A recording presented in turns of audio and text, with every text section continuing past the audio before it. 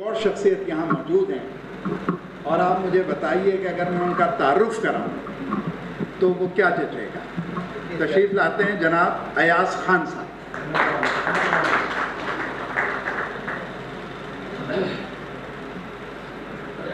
السلام علیکم. سب سے پہلے تو آپ سب کا بہت شکریہ، اور بزم ظرافت میں بھی ممبر بن گیا ہوں اور اتنی چیزیں سننے کو ملتی ہیں اور دیکھنے کو مل رہی ہیں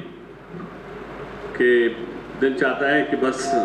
اگر کوئی بندہ کوئی آبجیکشن بھی ان کا نہیں، اسپیکر میں ذرا زیادہ کر لیتا ہوں تو وہ اس میں یہ ہے کہ میں چاہتا ہوں کہ میرا ایک مشورہ تھا کہ کبھی کبھی جب کوئی شخص غلطی سے کوئی وہ لکھ دیتا ہے، کوئی چیز ایسی بھیج دیتا ہے جو اس سے ریلیونٹ نہیں ہے، تو اس کا جواب بھی ہم لوگ مزاح میں دیں. کچھ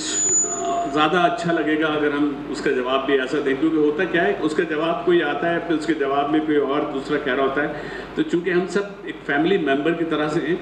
تو ان میں سے جس کے پاس سب ماشاءاللہ اچھا کوئی نہ کوئی جملہ کمنٹس اپنے دے رہے ہوتے ہیں جو کہ بہت اچھے ہوتے ہیں،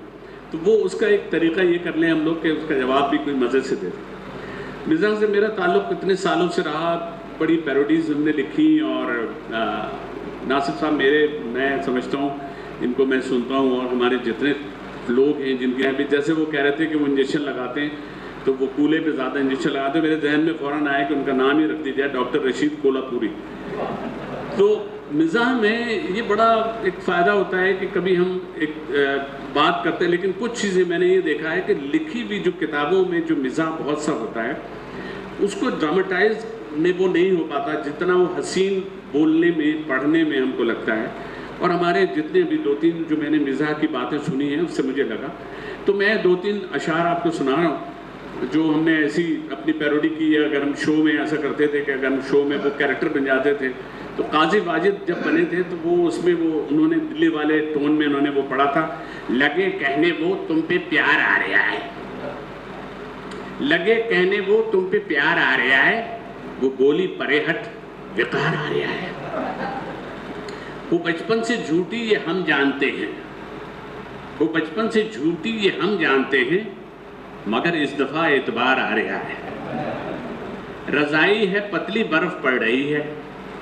اسی واسطے بار بار آ رہا ہے. ہم لوگوں نے باہر بھی جب شو کیے یا انور مقصود صاحب کے ساتھ بھی ہوتے تھے تو ان کی بھی تحریر میں ایک تھا کہ گلوں میں بنگ پہ، اس میں ایک پٹھان بنا تو انہوں نے مجھے وہ غزل دے دی کہ گلوں میں بنگ پرے آؤں وطن کے پار چلے، اگر نکل گئے کسٹم سے کاروبار چلے، ہمارے پڑوس میں رہنے والی ایک بہری تھی، ہم اس کو چلاتے رہے 100 دفعہ پکار چلے، جو ہم دیکھ ہم نے کراچی میں ایک پیشن شو، تو آ کے جوش میں پھر کپڑے بھی اتار چلے، کل ایک منسٹر نے رات فنکشن میں یہ فرمایا، یہ ملک چلتا رہے گا اگر ادھار چلے. اور وہ ہم نے ایک پشاور میں ایک شو کیا تھا، تو ایک صاحب شو کے دوران اسٹیج پہ آئے کہ لگا ایاز خان صاحب آپ نے بہت اچھا پرفارمنس دی ہے، ابھی ہم بھی آپ کو ایک غالب کا غزل سنائے گا. میں کہا جی آپ سنائیں گے؟ ہاں ہم سنائیں گے، اور ایسا سنائے گا کہ تم دوبارہ ہم سے سنے گا نہیں. اب وہ شعر آپ نے سنا ہے کہ یہ نہ تھی ہمارے قسمت کے وصال یار ہوتا اگر اور جیتے رہتے، تو اس کو وہ پڑھ رہے ہیں، یہ نہ تھی ہمارا قسمت کہ وصال یار وہ تھی،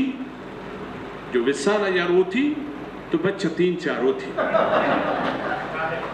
اب ایک تھا کوئی پوچھے مجھ سے کیا ہے شب غم بری بلا ہے، مجھے کیا برا تھا مرنا اگر ایک بار ہوتا. کہتے کوئی پوچھے مجھ سے کیا ہے میرا بے غم بری بلا ہے، کچھ تم کو بھی دکھاتا جو نہ پردہ دار ہوتا. اور ایک تھا یہ مسائل تصوف، یہ تیرا بیان